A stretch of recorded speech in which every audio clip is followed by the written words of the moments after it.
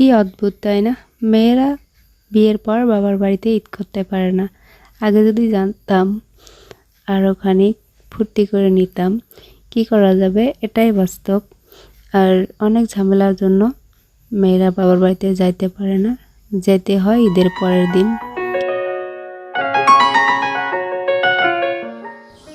Hello everyone, আসসালামু আলাইকুম। কেমন আছো আমার প্রিয় আপুরা? আশা করি সবাই ভালো আছো।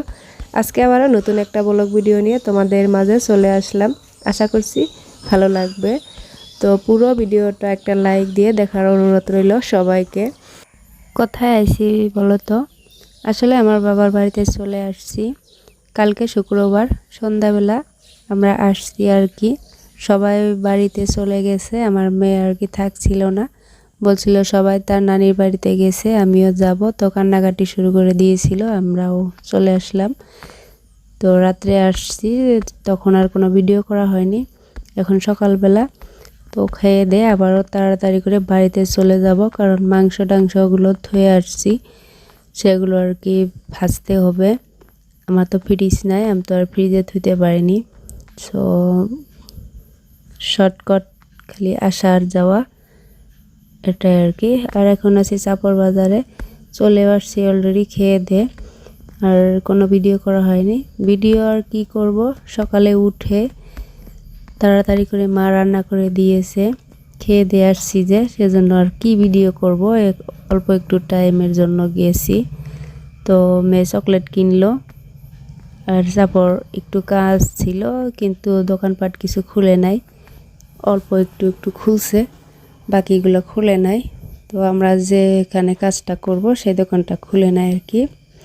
তো চলে আসলাম, মেয়ে চকলেট নিচ্ছিল, নিয়ে আর কি চলে যাব স্কুটি দিয়ে বাড়িতে। তো ঝামেলা আছে, তো আমাদের ভাইয়া ডিউটিতে চলে যাবে, তার জন্য এত তাড়াতাড়ি আসা। আসলে একা একটা সংসার হলে মিষ্টি খাওয়া অনেকটাই জুলুম হয়ে যায়, দেখা যায়।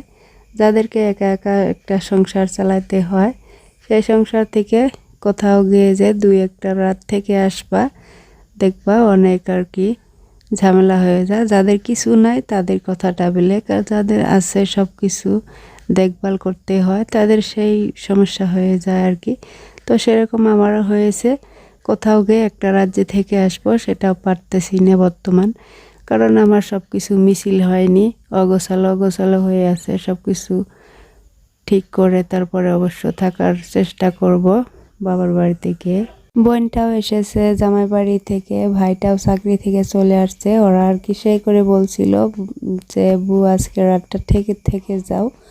তো আমি থাকতেই পারতেছিলাম না, তোমাদের ভাইটা ডিউটিতে চলে যাবে, অনেক আর কি ঝামেলা। সেজন্য মেয়েকেও বললো থাকতে, কিন্তু মেয়ে থাকতে চাইলো, কান্না করে দিল, কিন্তু ওই যে বললাম থাকা হলো না। আজকের ভিডিও এইটুকুই, আবার দেখা হবে কালকে নতুন ব্লগ ভিডিও নিয়ে। সুস্থ থাকো, ভালো থাকো, আল্লাহ হাফিজ।